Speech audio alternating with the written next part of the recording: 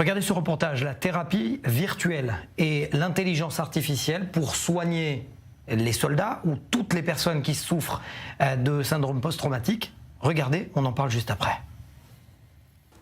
Se projeter dans l'irréel ou plutôt dans la réalité virtuelle.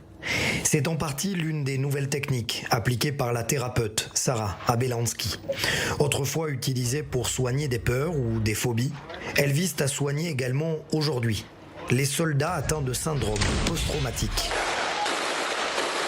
Ils vont se rappeler des scènes et le problème c'est qu'ils nourrissent le traumatisme ou l'angoisse ou la phobie. La réalité virtuelle elle est hyper technique, on y retourne vraiment dans cette situation, on désensibilise la situation, on donne des outils. Lionel est un soldat réserviste d'infanterie. Plusieurs mois passés à Gaza à combattre le Hamas, et puis un incident va le faire chavirer. Le souvenir d'une ancienne peur de claustrophobie. Il se retrouve bloqué dans un véhicule blindé à Gaza, plus de 10 heures d'affilée. La crise le tétanise. Des tirs, parce qu'on ne sait pas qui on va découvrir, parce qu'on ne sait pas si on va atterrir sur une mine ou quoi que ce soit, si vraiment je panique, etc., et que j'ai besoin de repartir en arrière, mais sauf qu'il y a déjà une troupe en arrière. Donc je peux pas revenir en arrière, on est dans un endroit tellement étroit qu'au final ça veut dire que si je veux vraiment sortir en arrière, parce qu'effectivement le seul moment où je sais qu'en vrai je ne suis pas en danger, c'est quand je sais que de là où je suis rentré, je peux repartir. Et c'est ça qu'on va appeler un traumatisme. En fait, vous allez continuer votre vie quotidiennement, mais le traumatisme va se balader dans votre quotidien avec vous. Cette technique viserait en réalité à désensibiliser ce trouble, pas à le banaliser. Mais je dirais qu'il faudrait plutôt faire en sorte à ce que ce soit un petit peu mon quotidien, parce que je suis censé bien sûr repartir avec mon unité et j'ai pas envie qu'il se passe quoi que ce soit à cause de moi non plus. Pour Sarah, la tétanie redoutée par Lionel vient aussi du fait qu'il a peur de se retrouver seul à gérer son traumatisme. Confiance aux autres. Ce qui est le cas dans l'armée, vous faites tous confiance les uns les autres, vous vous protégez. Il n'y a personne, ce sera pas ce qu'on avait dit, qui te laissera bloqué quelque part. On viendra te chercher quoi qu'il se passe. Une manière de permettre à ces soldats de repartir sur le terrain en étant mieux armés face à leur traumatisme. Ça me permet vraiment de montrer le monde dans lequel je suis. Un monde malheureusement bien réel. De nombreux soldats réservistes et réguliers souffrent actuellement de syndrome post-traumatique après plus d'1 an et 3 mois de guerre sur plusieurs fronts. Et pour poursuivre dans le thème, justement, Aurélien Robitoun, merci d'être avec nous, ancien commandant de section des Mistar Avim, les infiltrés des gardes frontières, et également fondateur de Trauma for Good. Vous occupez beaucoup de post-traumatiques, de soldats de forces de sécurité post-traumatiques.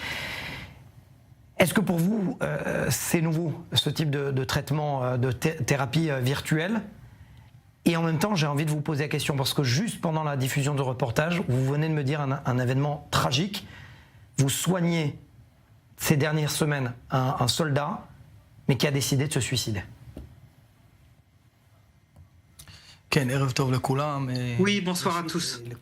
D'abord, pour tout ce qui concerne les technologies et l'intelligence artificielle qu'on connaît pour ce qui est des traitements post-traumatiques, c'est très important. En particulier, dans cette période de guerre glaive de fer, notre association Trauma for Good, nous voyons une augmentation très importante.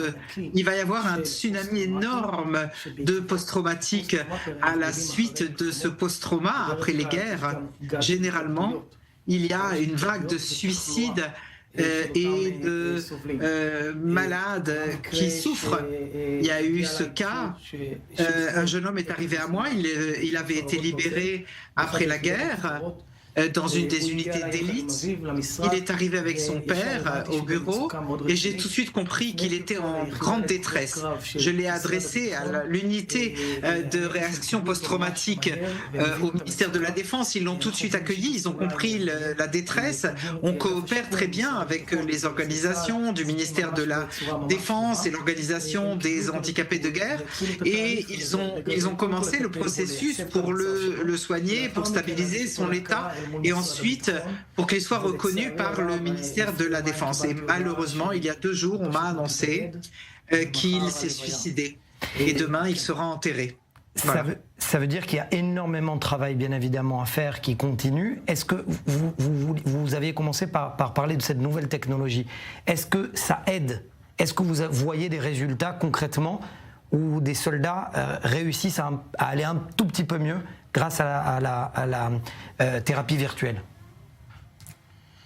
Je peux vous dire qu'aujourd'hui, il y a plus de conscience au niveau du traitement des post-traumas à l'armée, au ministère de la Défense. Il y a des ateliers pour essayer de gérer la pression et où on essaie de traiter les post-traumatiques. Mais ça ne suffit pas. Les technologies d'IA, on en parle aujourd'hui davantage. Dans notre association, mon fils est technologique et il nous aide à l'association. On crée un projet en coopération avec le professeur Fruchter et Yoram Ben Yehuda, professeur clinique, et Anat Kormak. Nous créons un projet d'IA qui saura identifier les combattants qui sont à un haut niveau de risque, et l'IA pourra nous aider à les identifier dans un risque élevé, donc en mettant rouge, orange ou vert selon le risque de suicide, pour qu'on puisse réagir le plus vite possible. Voilà, merci en tout cas la régie. On marque votre site en fond, traumaforgood.org, pour tous ceux qui veulent aider, justement, parce que c'est une noble cause. Généralement, on ne met pas les adresses des associations, mais là c'est une noble cause. Et c'est important d'aider et de les aider jusqu'au bout. La raison pour laquelle aussi je vous ai fait venir Oren Orbitoun, vous avez combattu à Jenin des milliers d'heures, des milliers d'opérations il y a quelques années de cela. Il y a un réveil terroriste, et l'autorité de Ramallah essaye de lutter contre ces terroristes-là. Vous m'avez dit en préparant cette émission, ça ne sert à rien. Il ne faut compter que sur nous-mêmes. Est-ce que vous pouvez expliquer? Oui, je voudrais expliquer. Jusqu'au 6 octobre, on a vu dans une certaine section qu'on pouvait détruire le terrorisme en tondant la pelouse à chaque fois, si vous voulez, dans des opérations sélectives là et là, de manière ciblée. Aujourd'hui, on comprend que ça ne marche pas.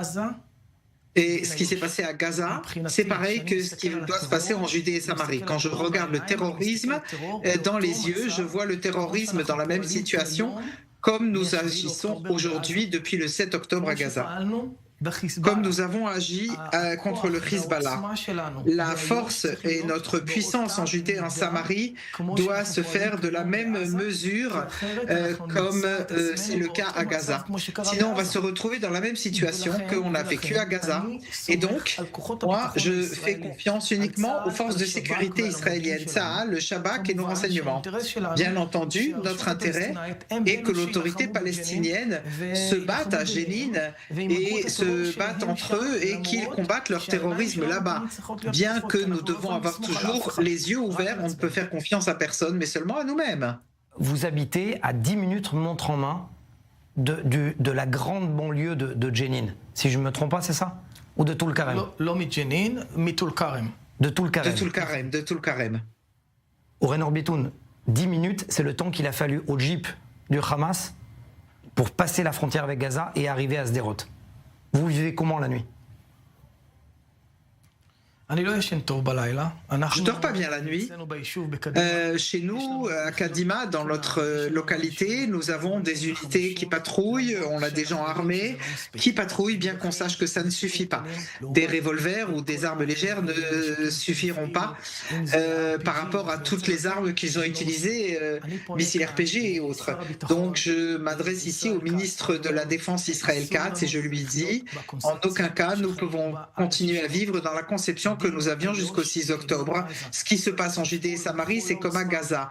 Il faut agir avec toute la puissance, avec toute la force, avec tous les moyens et certainement ne faire confiance à personne d'autre qu'à nous-mêmes. Ni autorité palestinienne, ni quiconque qu'il fasse le travail en notre lieu et place. Il n'y a que nous qui savions combattre le terrorisme. Vous remarquerez que dès qu'on a libéré les mains de Tzahal fait faire son travail. Je ne fais confiance qu'à Tzahal et aux forces de sécurité israéliennes. Merci beaucoup, Oren Orbitoun, d'avoir été avec nous. Si on a le temps, éventuellement, si la régie peut remettre éventuellement, je ne sais pas si c'est possible, l'adresse de votre association, traumaforgood.org. Vous avez 10 secondes, 10 secondes.